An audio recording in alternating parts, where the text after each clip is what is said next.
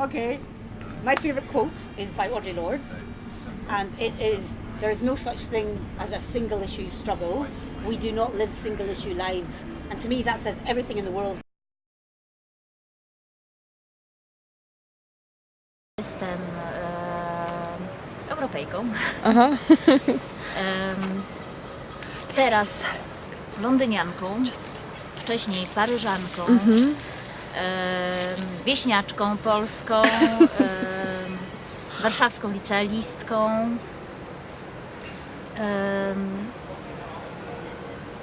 miłośniczką książek.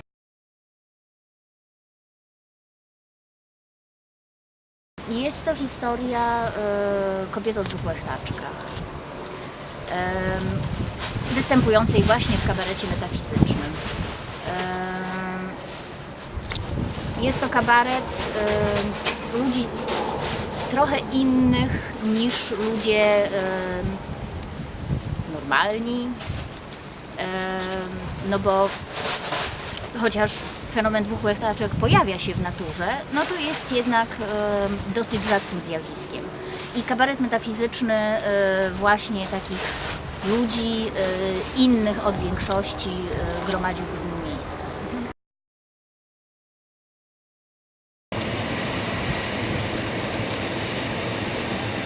Czuję, że jesteśmy w jakiś sposób, że idziemy podobnymi szlakami. Nasze życiorysy są podobne, wychowałyśmy się w podobnych rodzinach, wyznających podobne bardzo wartości, czyli wartości chrześcijańskie, katolickie. I ona i ja wyemigrowałyśmy w pewnym czasie i wtedy i teraz najważniejsze było jedno, żeby być dobrym,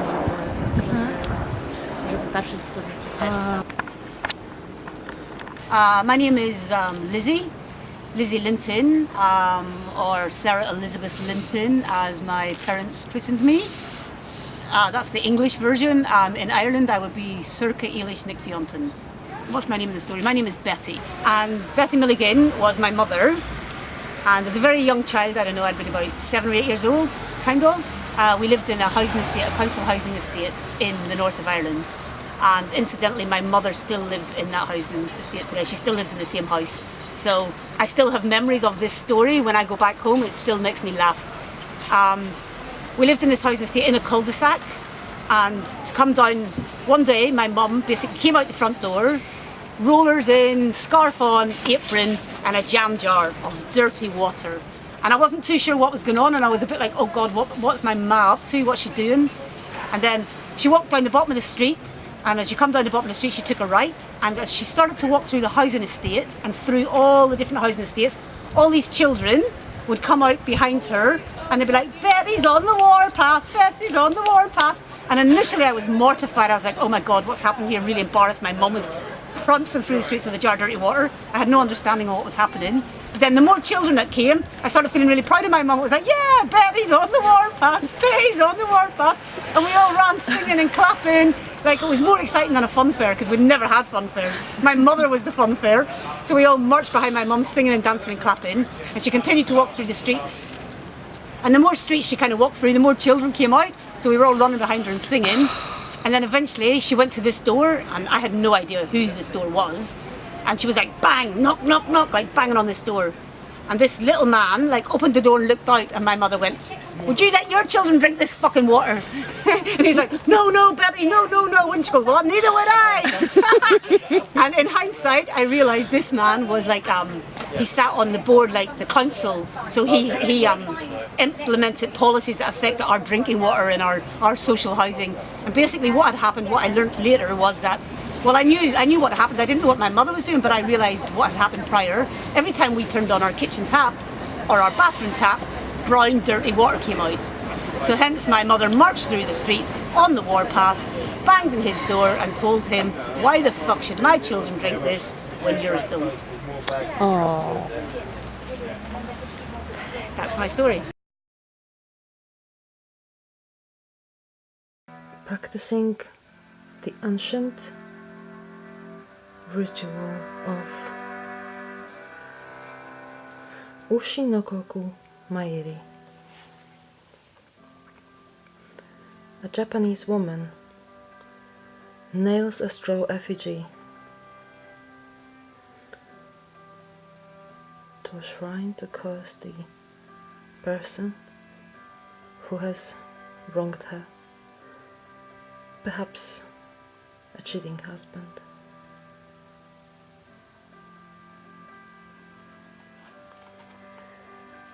This film was hanging on the walls of buildings on the Bankside.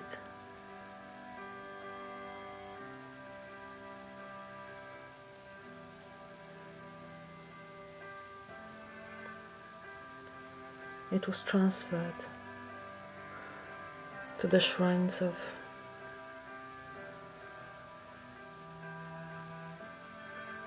current gods,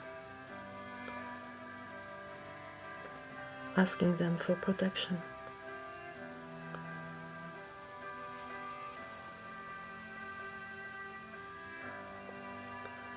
To express the anger,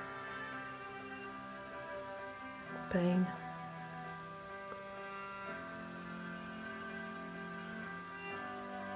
and sadness of all the women.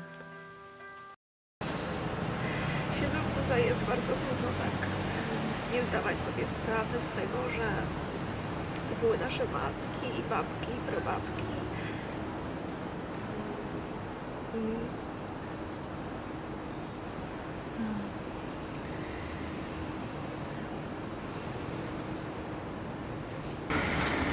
Wydaje mi się, że jest coś takiego nieprawdopodobnego w naszej potrzebie odbywania śmierci, przeżywania śmierci w taki sposób,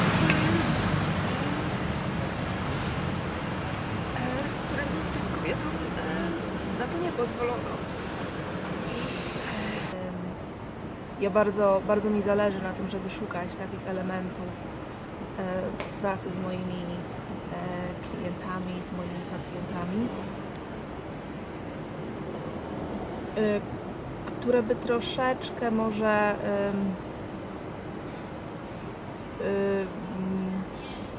przywróciły w nich taki balans. To znaczy taki balans między tym, co my znamy z naszego codziennego kręgu kulturowego, z naszego codziennego rytmu życia, to co mamy wyuczone, a pomiędzy tym, co zostało troszeczkę zagrzebane w przeszłości. Wydaje mi się, że jestem bardzo wdzięczna za wizytę w tym miejscu, bo to jest jak doświadczenie czegoś ponadczasowego. To jest przepiękne, że tutaj rosną te wszystkie zioła. Bo w ziołach jest taka moc, z której kobiety korzystały od dawien dawna i z której do tej pory korzystają. I roślina, która przechodzi swój cykl życia, obumiera i rodzi nasiona, kwiaty, owoce, odradza się na nowo.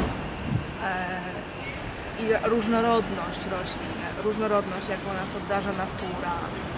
Rytuał na strach jest w ogóle moją specjalizacją chyba, bo to polega na tym, że trzeba przykryć osobę, która jest uzdrawiana, przykryć jej twarz i głowę lnianą ścierką i na tej ścierce z drugiej strony, tuż nad głową, trzeba postawić miskę z gorącą wodą i lać wosk na wodę.